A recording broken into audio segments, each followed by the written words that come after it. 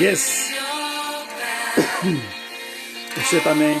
Aratil Jesus Kristus, vi börjar nu jobba om 10 minuter för att jag skulle fixa den här som ni vet. Den här 20 december 2020. Jag är i Stockholm, inte i Östersund men i Östersund.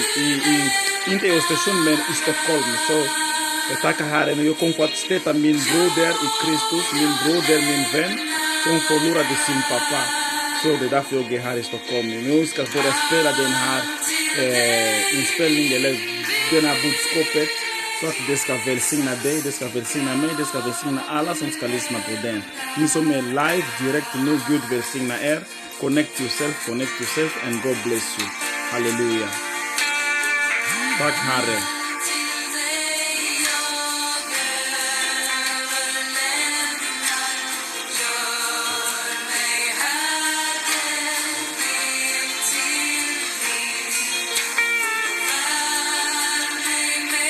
Halleluja.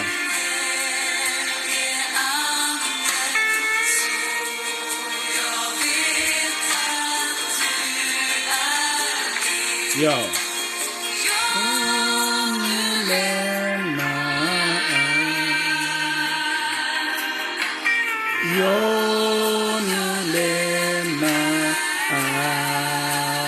Oh, halleluja. Gud välsigna dig min broder, min storbroder Magnus. Halleluja, Gud välsigna dig. Gud välsigna er i familj där hemma. Gud välsigna er syskon som är kopplad just nu. Gud välsigna dig som ska dela den här med dina vänner, dina syskon i Kristus och de som är kollegor också kan höra på den här budskapet. Halleluja.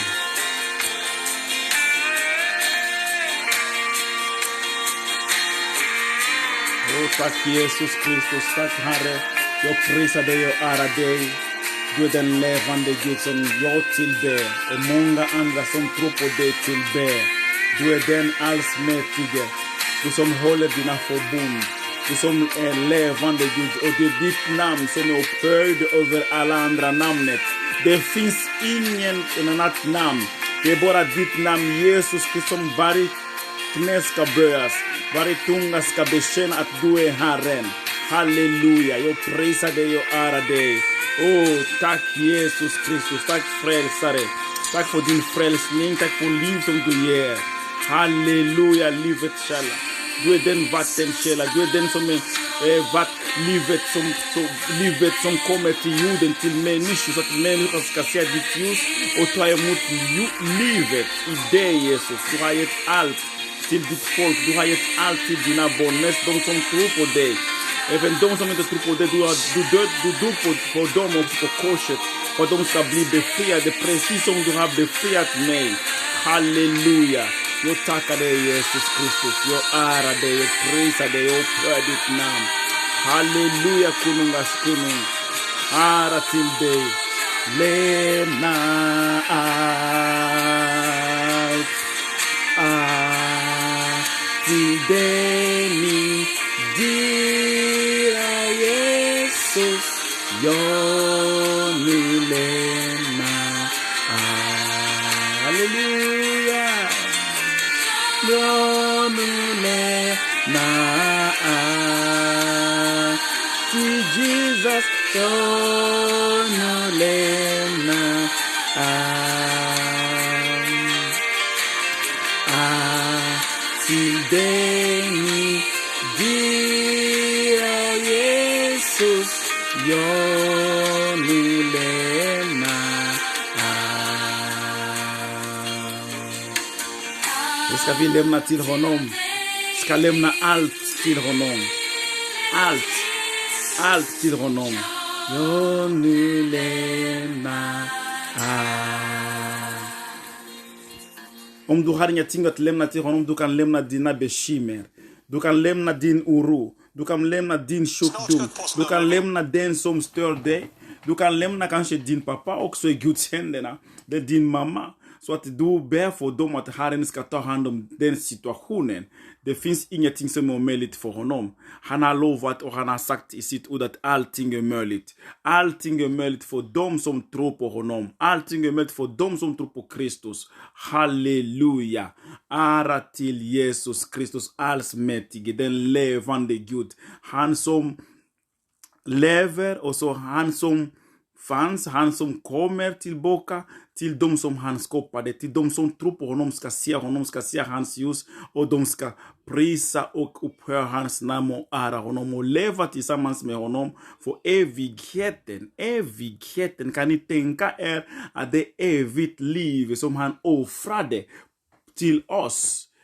Evigt liv. Halleluja. Ikväll så i morse jag började med budskap klockan 12 idag här i Stockholm och det var på engelska och den rubriken säger att what is the meaning or what means to give, to be in Christ. So to be in Christ is to totally abandon your life. Så i den här kvällen jag ska prata på svenska. Den samma budskapet, men det kommer olika vers. Det kommer olika kapitlar som vi ska läsa i Bibeln. Och Guds ord är ny varje tid. Varje gång när vi hör Guds ord, när vi lyssnar på Guds ord, när vi läser Bibeln, det är nytt varje gång. Varje dag, varje gång när vi läser, varje moment när vi tar Bibeln och vi ska läsa, Guds ord är nytt. Det den gör, den skapar, den bekräftar vårt liv, den bekräftar vilka vi är. Den talar i vårt liv, de talar i framtiden, den berättar oss och visar oss vägen. Och det är vägen till evigheten, vägen till livet. Det är vägen till fred, det är vägen till välsignelse. Det är vägen till upprättelse. Det är den som Guds ord gör i vårt liv. Så Bibel, samling och alla massa böcker som lärjungar, profeterna har skrivit, den som de har gjort, det är den som står i Bibeln. Därför de säger att vi ska inte öka, vi ska inte skriva mer än den som finns i Bibeln. Den som finns i Bibeln, det är den som vi ska tro på. Det är den som är uppenbarat till oss. Den som inte står i Bibeln, det är inte uppenbarat till oss. Så heligande kan göra vad han vill genom att uppenbara ordet till oss eller genom att tala till oss vad som inte står i Bibeln. Men det blir så att det inte för hela världen, det blir för dig själv eller för någon som Gud vill tala med. Halleluja. Och här den här kväll, jag har några bibelverser som vi ska läsa i några kapitlar. Och sen det finns uppenbarelseordet varför jag predikar nu. För det är inte bara att det är rutin som varje onsdagar, varje söndagar jag ska sända direkt här på Facebook. Men det är att Gud vill att vi ska stötta varandra. Gud vill att vi ska uppmuntra varandra. Gud vill att vi ska vinna de som har gått vilse, att de ska komma tillbaka. Gud vill att vi ska tömma helvetet och hämta de människor till honom. Gud vill att du och jag vi ska lysa i människors liv genom den, för att han sa att vi är världens ljus. Så vi ska lysa till de människor som är fortfarande i mörkret. Det kan vara din granne, din pappa, mamma, eller syskon, eller bästa vänner, kompisar, kollegor. Så att de ska lära känna Kristus via dig och via mig. Halleluja. Och det är där som vi är just nu. Så i den här tiden av corona, eller den här tiden som världen har sin utmaning. Jag vill inte prisa corona. Jag vill inte prata om corona hela tiden, varje dag. Eller jag vill inte även höra mycket om den här. Jag vill bara att vi ska höra mer om himmelriket, om Guds riket, om hans återkommelse, andra tillkommelse. Men denna kväll vi ska läsa lite grann om att vara i Kristus. Vad menas med, vad betyder att vara i Kristus? Man kan vara i församling men inte i Kristus. Man kan vara i ett gemenskap men inte i Kristus. Man kan vara i en religion men inte i Kristus. Vad menade han när han sa att vi ska vara i honom? Och han ska vara i oss. När han är i oss, vem ska bestämma? Är det du, jag eller han som bor i oss ska bestämma? När han bor i oss, vem ska bestämma? Det är den som är frågan.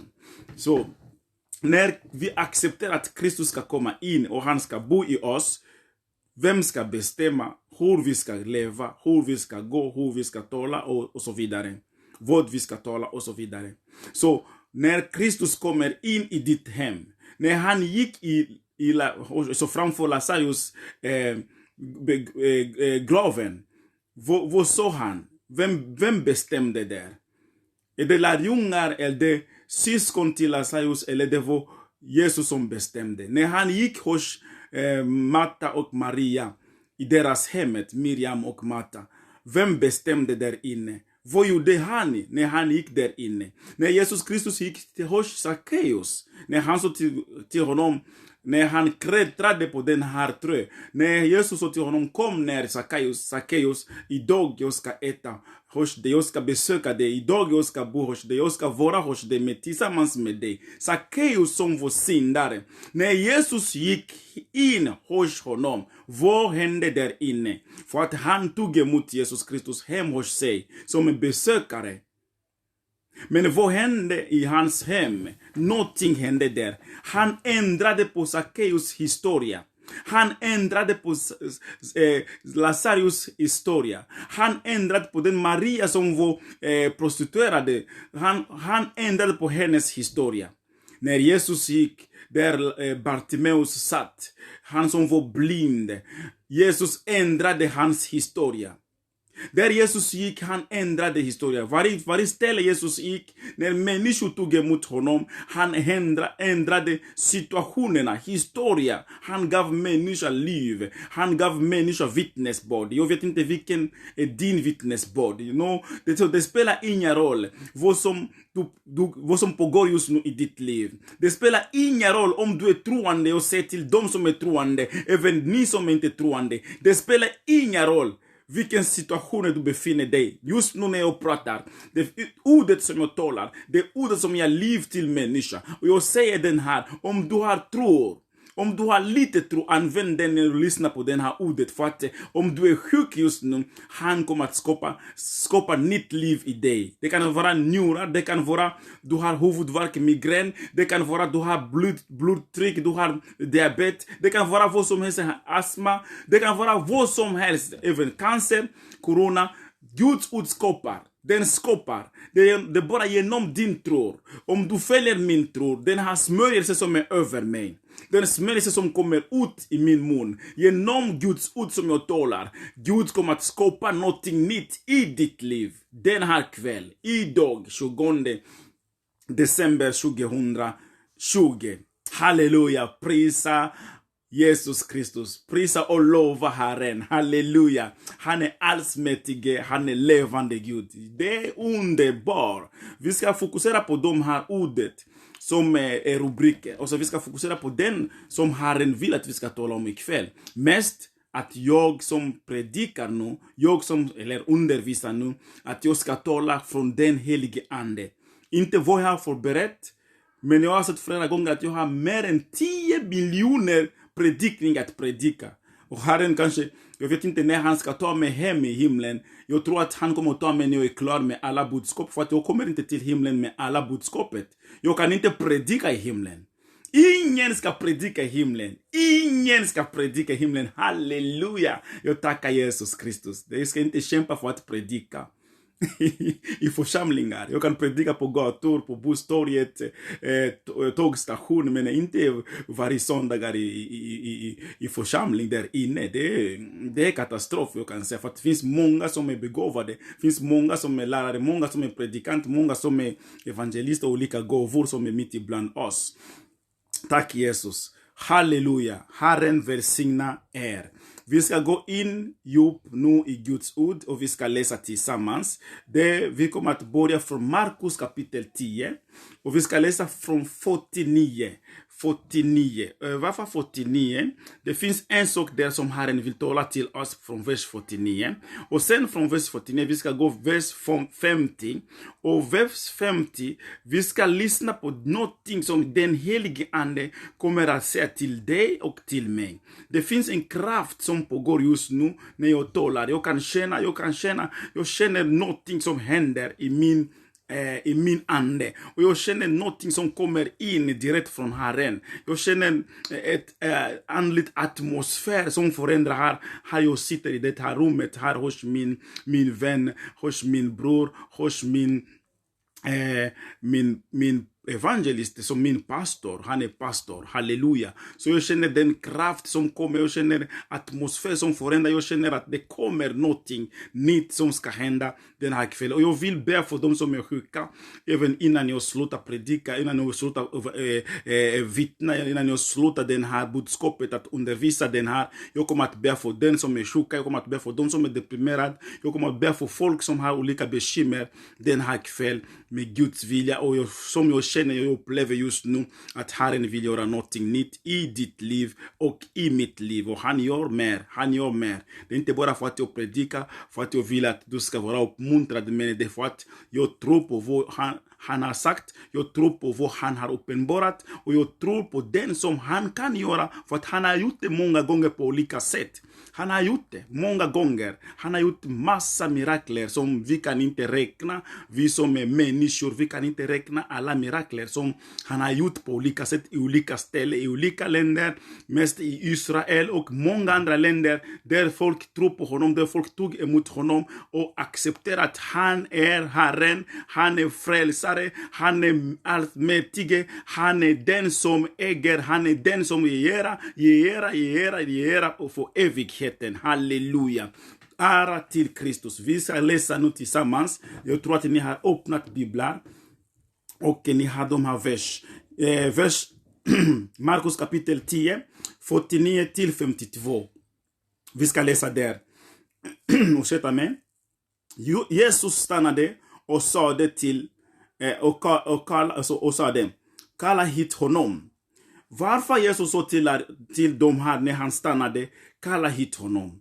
Den här mannen, han var blind. Den här mannen hade sin problem. Men när han hörde att Jesus går, när han så i sina öronen, Jesus gick där. Det var massa folk omkring Jesus Kristus, plus lärjungar också, de 12. Och vissa av dem, många som var där omkring Jesus Kristus, de ropade, de sa till honom: tyst med dig. Du behöver inte ropa, mästare, han har mycket folk omkring honom. Han kan inte höra det, men Jesus visste vad som pågick. Så Bibeln säger att när Jesus stannade och sa det: kalla hit honom. De gjorde det och sa det till den blinde: lugn, rest dig, han kallar på dig. Halleluja, halleluja. Lyssna på den här. Varför de sa till honom lugn? För att du vet, lärjungar ville stoppa honom. Att inte hitta Jesus. Att inte träffa Jesus. Att inte fortsätta ropa till Jesus. Så då därför de sa till honom första ord: lugn. Rest dig. Han kallar på dig. Halleluja. Så människor vill hindra dig att känna Herren. Det kan vara din man. Det kan vara din hustru. Det kan vara dina barn. Varje gång när du vill läsa Bibeln, det kommer vara motståndare. Det kommer någonting negativt. Det kommer någonting som är positivt för kött.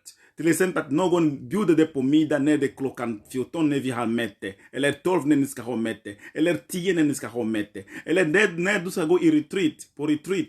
Då någon säger att nej, den här helgen ska komma och besöka er. Avbryt den person. Säg bara: vi har retreat, jag ska inte gå dit. Vi har undervisning. Vi har seminarium. Vi ska vara in i lokalen och be och söka Herren. Eller vi har lovsångskväll. Jag vill inte missa. Tack Kristus. Halleluja. Så Bibeln säger: lugn, rest dig. Han kallar på dig. Vers 50. Då kastade mannen av sin mantel, hoppade upp och kom fram till Jesus. Halleluja. När mannen hörde att Jesus kallade på honom, så han kallar honom. Mannen, vi besätter, då kastade mannen av sig. Han kastade bara för att Jesus sa till honom. Ingen som sa till honom: kasta din mantel. Ingen som sa till honom. Vad betyder mantel? Vilken mantel den här mannen hade? Det finns skillnad mellan hans mantel och Elias mantel. Den som Elisha fick. Vilken mantel han hade på sig? Är det den mantel som Josef fick från sin pappa? Vilken mantel han hade? Är det Jesus Kristus mantel? För att Jesus hade sin mantel. Och ni vet vad som hände när den här kvinnan som blödde efter 12 år, när hon kom till Kristus, vad som hände. Halleluja. Bibeln säger så här, vers 50. Då kastade mannen av sin mantel, hoppade upp och kom fram till Jesus. Vers 51 säger så här. Och Jesus frågade honom. Jesus ställer frågor. Alltid. Jesus ställde frågor till varje person. Pastor, evangelister, profeten, apostlar, lärare, bibellärare. Jesus ställer frågor. Han brukar göra det. Om du inte hört vilken fråga han ställde till dig, du behöver höra den. Genom bibelskolan man kan inte höra Jesus tala. Genom teologi man kan inte höra Jesus tala. För att man läser historia, man söker. Men genom bön och lovsång, genom att prisa Herren, genom att lovprisa Herren, genom att tillbe honom, genom att gå in i din kammare och söka Herren på din altare. Gud välsigna dig broder Jorma. Gud välsigna dig Simon. Gud välsigna lycklig mannen och alla andra som är där online. Gud välsigna er. Jag kan inte säga alla namnet, men Gud välsigna er mina syskon. Halleluja. När Jesus vill tala till dig, där David var. Där han tog hand om den som han tog hand. Där Mose gick, där han tog hand. Innan Gud talade till honom. Där finns smörjelse. När man går någonstans på ett ställe för att söka Herren, för att arbeta, Gud kan komma och han brukar komma. Han talar till Abraham på ett annat sätt. Bibeln säger så här på den samma kapitel där vi är i Lukas kapitel 10 vers 50. Ursäkta mig, jag måste hitta den här i min bibel för att det kom en 51. Och Jesus frågade honom, vad vill du att jag ska göra för dig? Vad vill du som har cancer just nu? Du som har lunginflammation, du som har problem med din rygg. Du som har problem i magen just nu. Du som har problem med ögonen. Just nu dina ögonen, du har problem, det kliar. Just nu jag säger, du har problem med dina ögon, det kliar hela tiden. Du har problem med dina ögon, du kan inte se väl. Du har problem för att du är handikappad. När man har glasögonen, man har problem med sina ögonen. Det är inte de äkta ögonen, det är inte de original ögonen, det är inte de naturella ögonen. Det har gått sönder. Men Gud kan reparera dig som har glasögonen. Han kan reparera dig nu på en gång. Jag säger det här i Joshua HaMashiachs namn. Jehova Rafa. I Jesu Kristi namn. Fader, jag ber för de som har problem med ögonen. Jag ber för de har ögonproblem. De som vill operera sina ögon. Fader, jag ber för att det ska gå bra innan operationen. Att när de ska gå och kolla, ögonen är friska. Jag ber för de som har problem med örat. Fader, jag ber i Jesu Kristi namn just nu. Jag ber helande. Jag ber helande. Jag ber helande. Jag ber helande. I Jesu Kristi namn av Nazaret. Halleluja. Tack Jesus. Mina syskon. Det finns kraft, jag sa att ikväll, det finns kraft av befrielse genom bön. Det finns kraft av befrielse genom helande. Herren ska befria dig från någonting, från Alvedon. Varje gång när du känner huvudvärk, du måste ta Alvedon. Herren ska befria dig från den just nu. Jag ber för dig i Jesu Kristi namn. Halleluja. Mannen som var blind många år, han kom till Jesus. Jesus ställde en fråga till honom. Jesus sa det. Och Jesus frågade honom, vers 51. Vad vill du att jag ska göra för dig? För att mannen ropade, Davidsson, förbarma dig över mig. Vad menar du, Davidsson? Förlåtelse. Han bekände sin svårighet. Han vill att Davidsson ska stanna. Han vill att Kristus ska komma in i hans liv. Han ska vara nära honom. Halleluja, mina syskon. Och Bibeln säger så här att Kristus 51 part B. Det säger så här. Den blind sa det. Rabun. Jag så att jag kan se igen. Halleluja. Varför han så på hebreiska? Rabuni. Gör så att jag kan se igen. Mannen kunde inte se. Jag vet att ni har problem. Det finns många som har problem med ögonen just nu. Det finns många som har problem med ryggen. Det finns många som har problem med huvudvärk. Det finns många som har problem med astma. Det finns många som har problem med cancer, tumör i kroppen. Han ställer en fråga till dig. Via mig han tjänare, med smörjelse som jag har över mig. Han säger i Lukas kapitel 10, vers 8. Gå till dem som tar emot dig i den staden. Bota dem i mitt namn. Halleluja. Han skickar mig till dig ikväll som är läkare. Som överläkare. Han skickar till mig för att det är han som är översta läkare över alla andra läkare i hela världen. Det är Jesus som kan aldrig misslyckas. Han skickar till mig just nu. När jag talar de här orden som jag säger. Du får ta emot helande. Du får ta emot befrielse. Befrielse är inte när man är bara besatt. Du kan vara besatt för att du är sjuk.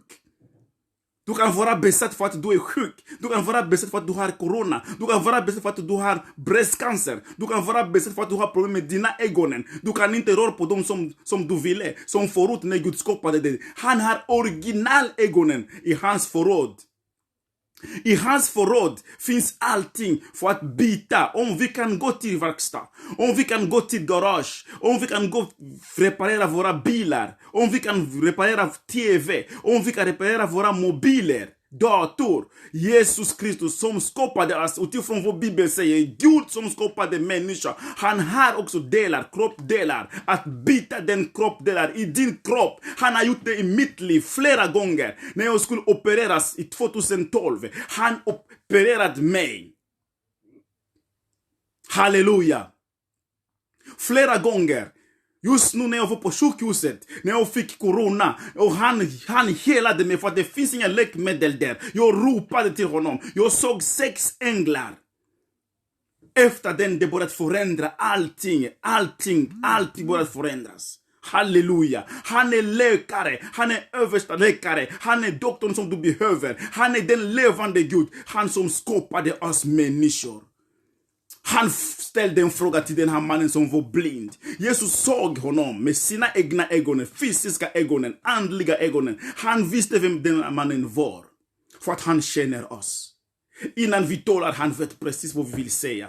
Han kunde läsa tankar och fortfarande idag nu. Han kan läsa tankar. Han känner det min broder Simon. Han känner det min syster Lillemor. Han känner min syster Monica. Han känner oss alla. Han känner den lyckliga mannen. Han känner ni alla som lyssnar på mig just nu. Kristus känner dig. Kristus känner er. Han vet precis vad du har gjort igår. Och han vill inte att du ska bara säga, men jag är syndare, jag är svag. Han vill att du ska säga, jag är Guds barn. Jag har besegrat synder tillsammans med Jesus Kristus på korset. Och jag är välsignad. Jag är Guds barn. Jag är lycklig. Jag har upprättelse. Jag är Guds barn. Jag är prinsessa. Jag är prins. Det är den som han vill att du och jag vi ska säga.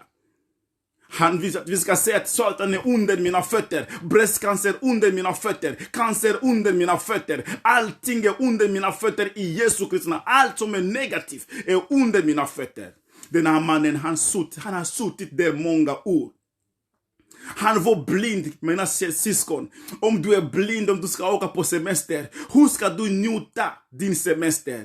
När du är blind och du ska åka till Thailand, hur ska du se skillnad på Thailand och känna att den här är Thailand? Du är blind även om du åker till Paris.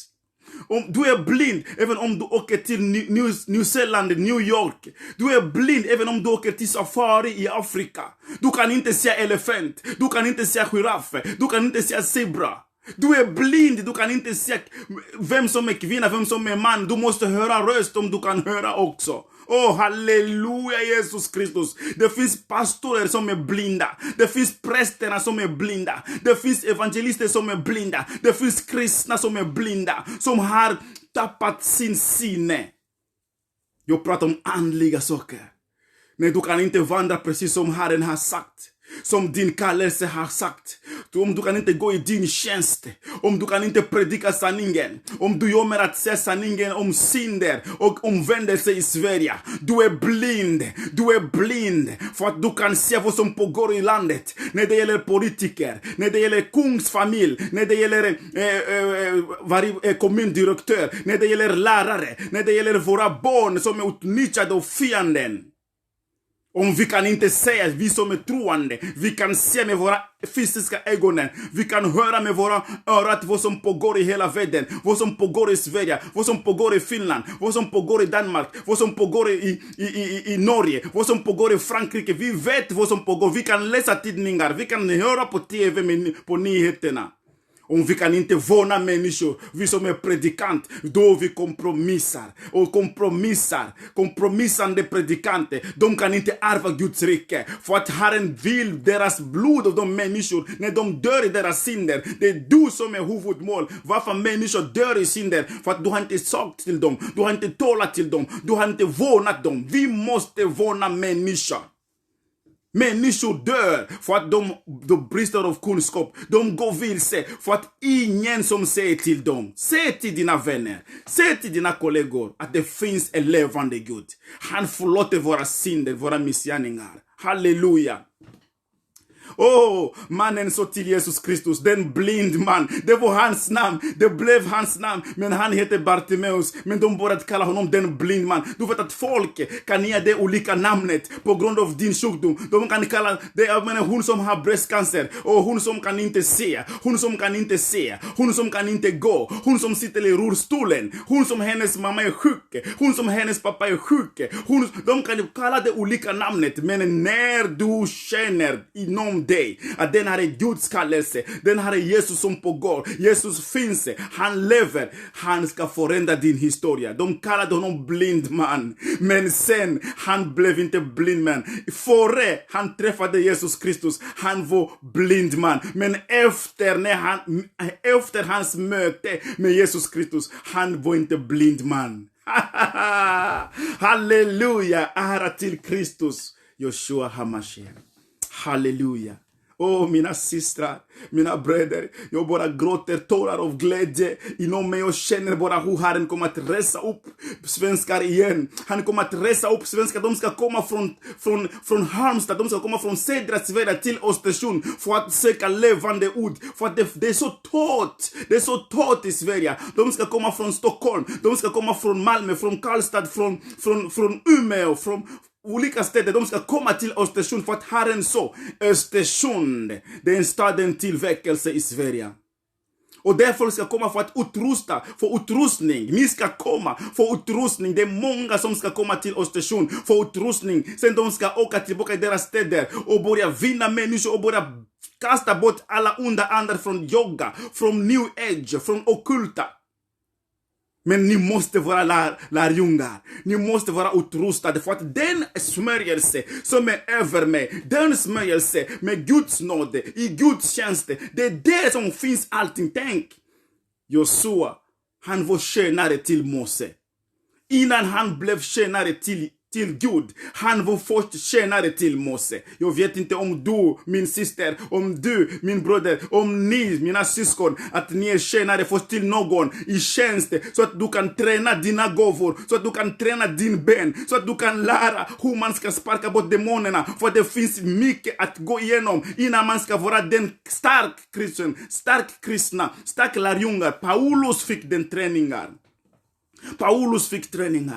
Innan han blev den apostel, den pastor, den evangelist som han blev, den profet som han blev, genom hans lärande. Paulus gick genom träningar, andlig träningar. För 3 år han var bara där och be och lyssna och ta emot uppenbarelse. Jag vet inte vem som tränar er. Bibelskola har skadat Sverige. Teologi har skadat Sverige. Hur många pastorer har gick bibelskola? Hur många pastorer och präster som gick teologi? Men vad händer i Sverige? Hur många år ska vi vänta? De gick bibelskola, de gick teologi, men vad händer i Sverige med våra ungdomar i Sverige? Vad händer i Sverige med statsministerna som har varit där och de som sitter just nu? Vad händer med de politiker? Vi har folk som läste Bibel många år, 3 och 5 år, teologi och bibelskola, men vad händer i denna nation? Halleluja, Abba. Abba. Rubin, mannen så, Rubin, jag sa att jag kan se igen. Han kunde se förut. Han är inte född blind. Du, min syster, ni, mina syskon som lyssnar på mig.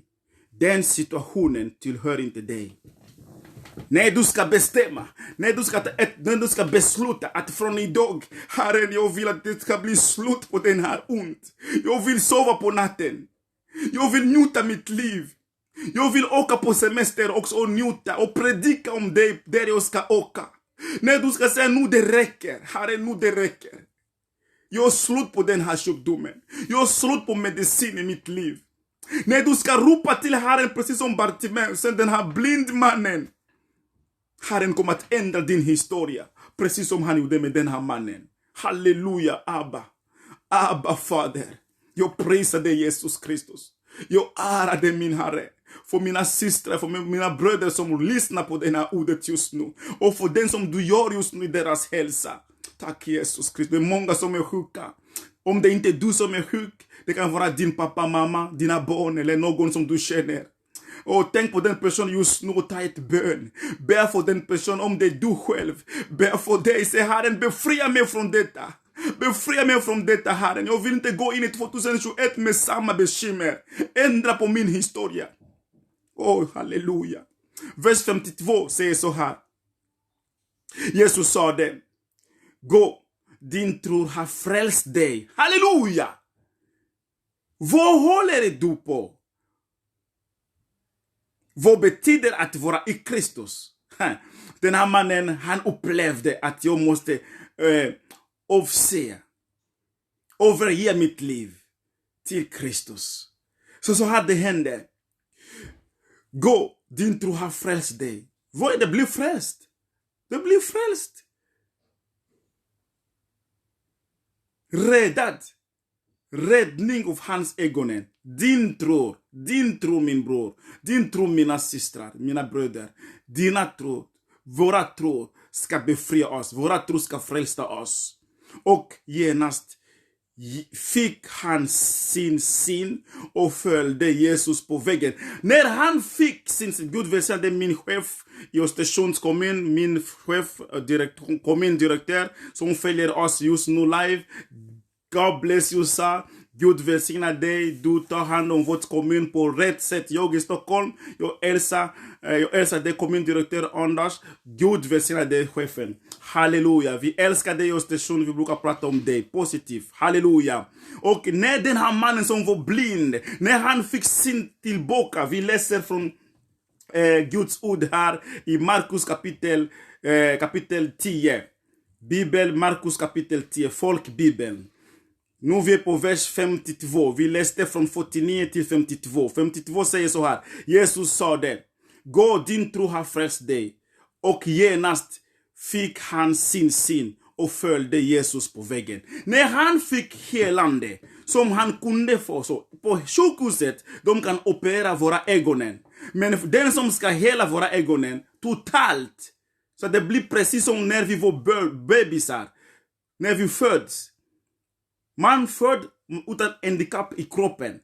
Eller man kan säga funktionshinder i kroppen. Men sen det kommer att man blir blind. Man kan inte se igen. Man kan inte röra på sin hand. Man kan inte röra på sin... Och så även bröstcancer och allting som kommer i kroppen. Den som kan hela oss totalt, det är bara Jesus Kristus. Och jag sa till folket, just nu i hela världen, det finns inga coronamedicin. Det finns inga medicin till coronavirus. Även om folk vill ha vaccin. Vaccin kommer inte hjälpa människor. Jag lovar er, vad som kommer att hända, det är lossningen för coronavirus. Vem har lossningen för coronavirus? Det är den som kan hela coronaviruset. Det är den som kan ta bort coronaviruset. Det är den som har makt att hela människa, som skapade människa, precis som när vi tar våra bilar till verkstad, till garage, för att de ska reparera våra bilar och mobiler. Han som har, det är Gud som har kroppdelar och våra kroppar. Det är han som har ögonen, som han kan byta den öga, ditt öga som har problem, mitt öga som har problem. Som jag vittnar till er på Östersundssjukhuset 2012. Jag fick helande i min kropp utan operation. När alla mina läkare sa till mig att du ska opereras imorgon, George. De kom och sa att ett mirakel har hänt. Det är mirakel som har skett. George, vi vet inte vad vi kan säga. Vi fattar ingenting. Du måste vara någon som tror på Gud. De sa till mig på sjukhuset. Halleluja. Och när jag gick praktik på sjukhuset, när jag gick omvårdnadsprogram, jag var på praktik på sjukhuset och jag läste där inne, de har lilla tablå eller någonting som de har lagt med spegel på. Det stod ett tidning från 1980, det var 1889, någonting sånt. Östersundposten skrev en enda person som kan hela epilepsi. Det är Jesus Kristus. Mina syskon, jag som tror har sett den här. Och ni svenskar som är födda i Sverige, om ni kommer ihåg 50-talet, 60-talet, 70-talet, även tidigare än det. Många människor i Sverige levde av tron. De hade frid i samhället. Det är inte som idag vi har våra ungdomar som vi kan inte hjälpa. Medicin kan inte hjälpa de här ungdomar som tar droger. De behöver läkemedel som är andligt läkemedel för att försona dem tillsammans med Gud som skapade dem. Vi har samhälle som behöver hjälp. Som polis kan inte klara hjälpa utan den kraft från Gud. Som läkare kan inte hjälpa utan helande från Gud. Vi känner detta allihop. Den som har gett människa liv efter döden, det var Jesus Kristus. Och han finns, han lever. Han har helat min son som hade sin problem när han kom hit. Jesus helade honom. Jesus gav honom liv igen tillbaka. Bibeln säger så här att gå, din tro har frälst dig. Och genast fick han sin syn och följde Jesus på vägen. Idag, vilka vill följa Jesus Kristus? Det är många människor som säger nej, han stämmer inte. Men mina syskon, för oss som tittar, vi som tror på Gud, även de som inte tror, vem kan räkna sitt hår? Jag har inga hår, men vem kan räkna sitt hår på huvudet? Gud sa så här, ingen människa på jorden som kan räkna sitt hår. Vetenskapsmannen, de kan inte räkna håret på huvudet. De känner inte när man dör. De vet inte när man ska dö. Och Gud säger det. Jag känner era antal av dagar på jorden. Jag har räknat era dagar på jorden. Jag har räknat håret på era huvud. Och ingen människa kan göra det. Mina syskon, Jesus stämmer. Han finns och han vill göra någonting nytt i ditt liv och i mitt liv. Jag ska läsa en till kapitel, Johannes kapitel 5, vers 9. Och vers 9 säger så här. Jesus sa det till honom. Rest dig, ta din bädd och gå. Det är en annan man som satt 38 år. Han var förlamad, han var sjuk, han var där 38 år. Jesus kom till honom och Jesus sa till honom bara ett ord så här. Jesus sa det till honom. Rest dig. Ta din bädd och gå. Rest dig, ta din bädd och gå. Ett ord. Och den här mannen tog sin bädd och gick. Att följa Jesus Kristus, att vara i Jesus Kristus, att vara i Kristus, det är att överge ditt liv. Abandon your life. Your life doesn't belong to you. Your life belongs to God. Ditt liv tillhör inte dig. Mitt liv, George Badesire, tillhör inte till mig. Den tillhör Gud som skapade mig. När jag övergett mitt liv 1994, det är inte jag som lever, det är Kristus som lever i mig. När du överger ditt liv till honom, det är totalt överger. Du överlämnar det, du överger ditt liv till den som skapade. Vad som helst som ska hända, han ska ta hand om dig. Han ska ta hand om dina ögonen, han ska ta hand om din lungor, han ska ta hand om din hälsa på bäst sätt. Jag kommer ihåg hur många av mina vänner som dog när de var 19 år. 16, redan från 16 år. Mina vänner började dö en och en. Många dog när de var 16. Några av dem hängde sig. Självmord. På grund av drog, alkohol. Jag lämnade alkohol för att jag trodde på Jesus Kristus. Och vad händer i mitt liv? Gud beskyddar mig. Jag lämnade cannabis, marijuana. På grund av att jag trodde på Jesus Kristus. Inga lögn, inget råna folk. Inget att råna folk. Det är den som händer i människors liv. Att man tar beslut att vara positiv i samhället på olika sätt. Det är många som lämnar kriminalitet. Och de har positivt liv idag. Bibeln säger så här att rest dig, ta din bädd och gå. Bibeln säger vers 9. Det får 8 den. 9 säger så här. Genast blev mannen frisk. Och han tog sin bädd och gick. Man ska ta någonting eller man ska kasta bort någonting. Det finns någonting som du måste ta som är viktigt för dig. Och gå och slänga den. På grund av Jesus Kristus. Den första mannen som var blind. Han kastade sin mantel. Kasta bort manteln. Den här andra. Den bädd som han har lagt på 38 år. Han ska gå och kasta den här. Halleluja. Och det var sabbaten dagen. Abandon your life to Jesus Christ. For Jesus Christ. To give him glory. Överge ditt liv och följa Jesus Kristus. Det finns möjlighet att han kan ta hand om dig igen. För att han lever och han kommer att ge evigheten. Jag ska läsa sista vers i Lukas kapitel 18. Vers 27 och 29. Jag tror att många förstår min svenska. Så jag tränar varje dag för att jag ska prata på svenska och predika på svenska, undervisa på svenska. Lukas kapitel 18, 27 och 29. Bibeln säger så här. Han svarade, den som är omöjligt för människor är möjligt för Gud. Allting som är omöjligt för människor, vi människor, det är möjligt för Gud. Varför det är möjligt för Gud? Gud skapade natur.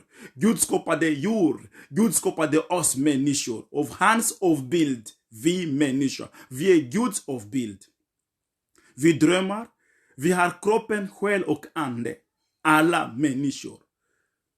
Från olika nationer. Vi har ande, kropp och själen. Det är därför Gud tar hand om kroppar. För att han är ande och när han bor i oss, han tar hand om allting i oss. Själen och kroppen. De som inte tror, deras själ har problem. För att deras själ äter inte levande mat. Den äter inga mat. Den är törstig, den är hunger. För att Guds ord, Bibel, är maten till själen. Och kaninbullar eller köttbullar och makaroner, den är mat till kroppen. Halleluja. Så Bibeln är maten till din själ. Så om din själ är törstig och hungrig, läs Bibeln själv där hemma. Gå på bibliotek, läs Bibeln. Slå i Google, din mobil, folkbibel och läsa. Det finns kraft. Vers 28. Du sade Petrus, vi har lämnat det vi hade. Ursäkta mig, vers 28 i Lukas kapitel 18, 28. Då sade Petrus, vi har lämnat den vi hade och följt dig.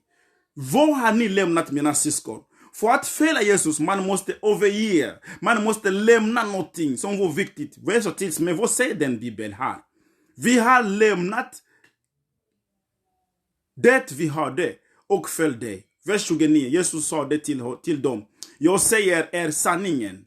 Var och en som har lämnat hus eller hustru eller syskon eller föräldrar eller barn för Guds rike, vad säger 30, ska få många dubbelt igen redan i den här världen. Redan i den här världen många dubbelt. Halleluja, det är den som Jesus säger.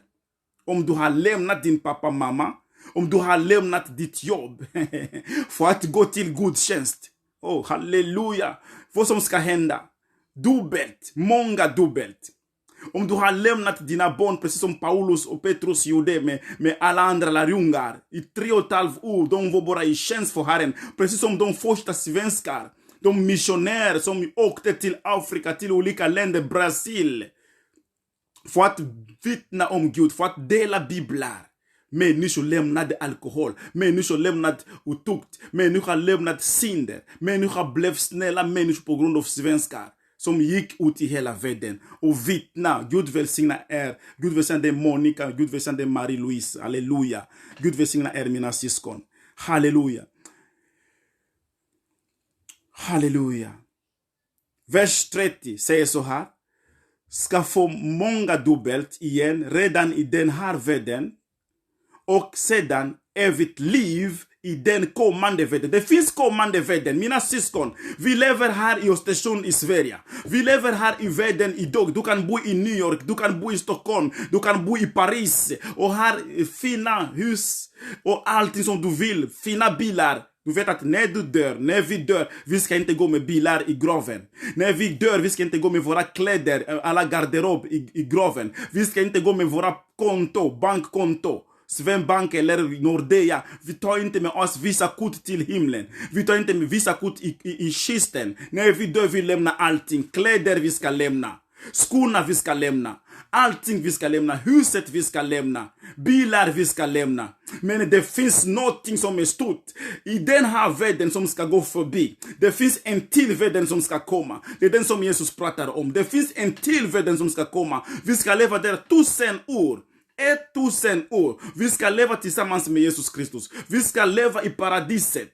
Och efter paradiset, vi kommer att leva i himlen för evigheten. Människor som dör utanför tror på Gud, utanför Jesus Kristus, de som inte tror på honom, deras själor, deras andar vandrar överallt som föräldralösa, som är hemlösa människor. Deras andar vandrar överallt. Det är därför medium kan hitta din pappa eller din mamma eller någon som dog om de har inga hem. Men någon som har sitt hem i paradiset kan inte komma tillbaka. Medium kan inte kalla deras andar. Medium kan inte prata med dem för att de vilar i frid. Halleluja! De som brukar komma när medium går till i någons hem, de har inga plats. De vandrar överallt. Och de behöver vila i frid. Befria din pappa. Du som vill se din pappa efter hans död eller din mamma. Befria honom. Låt honom vila. Låt henne vila. Låt din son vila. Du behöver inte gå dit och kalla dem igen. De vill vila i frid. De är redan död. De vill vila i frid. Det finns inga kärlek. De kan inte prata med dig. Om de gör det, det är katastrof i ditt liv. Jag lovar er. Ni kan ställa frågor sen om ni vill. Jag kommer att svara på dem. Vi ska avsluta det här. Jag ska läsa bara några ord och som ber sista bön. Halleluja. Lukas kapitel 9, vers 23 säger så här. Sedan sade han till alla. Om någon vill följa mig ska han förneka sig själv och välja och varje dag ta sitt kors och följa mig. Om du vill följa Jesus Kristus, förneka dig själv. Egoistiska ska inte finnas i dig. Stolthet ska inte finnas i dig. Ödmjukhet ska vara prioritet. Förlåtelse. Förlåta människor som har sårat dig. Ta emot förlåtelse från andra människor som du har sårat. Be förlåtelse till andra. Be förlåtelse. Be om ursäkt. Och förlåta andra människor. Ödmjuka dig inför Herren. Ödmjuka dig, mig, oss inför andra människor. Och även barnen. Även små. Även stora. Vi måste ödmjuka oss. Så om du vill följa Jesus Kristus, det är totalt överge. Du måste överge det. Jag måste överge mig till Kristus för att leva för honom. Och sen ta ditt kors och följa honom. Korset är befrielse till oss som tror på Jesus. Även hela världen. Alla människor som är skapade av Gud. Korset är befrielse. Om någon vill följa honom, han säger, om någon vill följa mig ska han förneka sig själv och varje dag, det är inte bara på söndagar, det är inte bara på grund av att det är jul eller det är påsk eller vad som helst, det är varje dag, åh Jesus tack, jag ska bara predika varje dag, Jesus hjälper mig, hjälp mig Kristus, halleluja, det är varje dag man ska ta sitt kors och följa mig, säger Jesus Kristus. 24. Den som vill rädda sitt liv ska minsta det. Men den som mister sitt liv för min skull, han ska rädda det. Om du lämnar ditt liv till Jesus Kristus, men den som mister sitt liv för min skull, han ska rädda det. Om du mister ditt liv på grund av Jesus Kristus, du ska rädda ditt liv. Det är därför den livet som ni har, mina syskon, det här livet som jag har, det är inte mitt, det tillhör Gud. Det tillhör Guds skapare. När jag har lämnat mitt liv, jag skrev på min Facebook att George Badesir, född 31 januari 1974, han dog 1994. 20 år Men jag född så jag dog för att jag döpte mig 1994. Så jag dog. Jag begravade den gamla människan i mig. Som var elak, som drack alkohol. Som var efter kvinnor hela tiden. Jag begravade den livet. Och Jesus hjälper mig varje dag. Och idag jag kan se mina 11 barn. Jag kan se mina två barnbarn. På grund av Guds kärlek. Jag kan räkna de som dog som jag känner. Som 48, 46 år som mig. Som dog. Mina vänner, mina bekanta, mina kollegor. Jättemånga som är begravade redan. Men mitt liv är beskyddat i Kristus. För att han vill att jag ska fortsätta vittna om hans kingeriket. Hans kingeriket. Halleluja. Och så säger vers 25. Vi slutar där. För vad hjälper det en människa om hon vinner hela världen men mister sig själv eller går förlorade? Vad ska du vinna om du har finast bilar, du har bra lön, du har inga lån, du har finast villor, hus, kläder, du äter god mat varje lunch, frukost, finast frukost, din lägenhet är fresh, vita och allting är fresh och modern och fint. Vad hjälper dig när du har den finaste liv? Du är gift, eller du har barn, eller du vill gifta dig och skilja med många kvinnor, många män. Du vinner allting i Sverige, men du förlorar din själ i slutet av ditt liv. Vid livets slut, vad ska du hamna? Har du hem? Jesus lovade oss, den som tror på mig, jag går hos Fader. Jag har massor, i min faders hus finns många rummet. Till de som tror. Men de som inte tror, de hamnar fel. De hamnar någonstans och det är inte Guds vilja. Att Guds barn eller den skapelse ska hamna i helvete. Det är inte Guds vilja. Det är ditt val. Det är mitt val om vi ska hamna där. Mina systrar, jag slutar här. Den här budskapet, det var till dig, till mig, till de som ni ska dela till. Och alla som ska lyssna, jag säger bara Gud välsigna dig. Ta ett beslut och bestämma att följa Gud. Världen ska utmana dig. Folk ska säga, hej, är du religiös? Är du kristen? Jag vill inte umgås med dig, du kan bli tråkigt. Men jag lovar er, det är till din skull själv. För att när vi ska dö, ingen som ska säga, nej, du kan inte dö. Även om doktorn, läkare vill rädda ditt liv med surgas, med allting, de klarar inte det. Människor dör. Men när vi dör, vart är vi på vägen? Är du säker du ska komma in i himlen? Först i paradiset och sen i himlen. Är du säker du ska komma in? Om du har frågor i ditt hjärta att oj, jag känner inte Gud. Vart ska jag gå när jag dör? Ta ett beslut. Ingen som blir fjäril efter döden. Ingen som blir kanin eller ingen som blir hund efter döden. Vi blir inte djur. Ingen som blir katt efter döden. Ingen. För att om människan ska bli katt, katten ska dö igen. Om du ska bli fjäril efter din död eller ett blomma man kan skära bort den och lägga den i vattnet hemma. Så du är död igen. Ingen. Vi är människor skapade av jord. Och vi ska tillbaka i jorden. Vi ska dö och tillbaka där inne igen. Men ande och själen i oss behöver liv. Och det är evigheten. Jesus säger så här. För så Gud älskade världen. Han utgav sin enda son. Så att alla som tror på honom ska inte gå förlorade. Men de får ta emot evigheten. Det är evigheten jag pratar om. Och välja ditt liv. Acceptera Jesus Kristus. Säg ja till frälsning. Börja läsa din bibel. Börja söka de som är Guds man. Mest de som inte tror. Jag säger till er. Tänk. Vem är din chef? Tänk vem bestämmer. Tänk vem känner ditt liv väl än alla andra människor på jorden. Det är bara den som skapade det. Det finns en skapare. Svenskar gick i Afrika och predika många länder. Och jag som är afrikan man från Kongo, jag predikar till er. Omvänd er. Om du säger det finns inga Gud, vart ska du gå vid livets slut? Du kommer att vandra som hemlös. Du hade lägenhet, du hade fina bilar, du hade allting, men du kommer att vandra som hemlös. Och i slutet, du ska bli kastat i eld. Det är inte bra. Så det är mitt råd. ta emot Kristus. Han älskar er. Gud välsigna er. Tack så mycket att ni följde och ni ska dela till era vänner, bekanta, syskon och kollegor. Gud välsigna er. Vi ses igen på onsdag. På onsdag och på fredag och på söndag. Gud välsigna er. Jag älskar er. Och vi ber för staden Östersund. Vi ber för Sverige. Guds frid hos våra barn. Att Herren ska rädda våra barn från detta som händer just nu. Så att alla de här utmaningar och negativa saker som händer i samhället ska försvinna.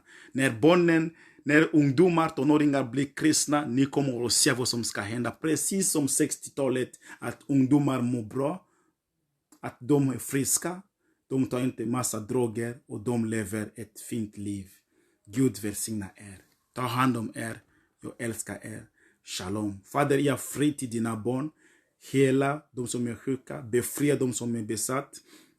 Jag glädje till de som är ensamma. Och upprätta deras liv. De som har förlorat någon. Så att du kan upprätta den glädje igen. De som har inga vänner. Ge dem vänner. De som har inga syskon. Fader, genom kollegor och vänner som kan vara precis som deras syskon. Jag prisar dig och ärar dig. För du är den levande Gud. Den som är omöjligt för människor. Den är möjligt för dig. I Kristus, Joshuas namn jag ber. Amen. Bye bye.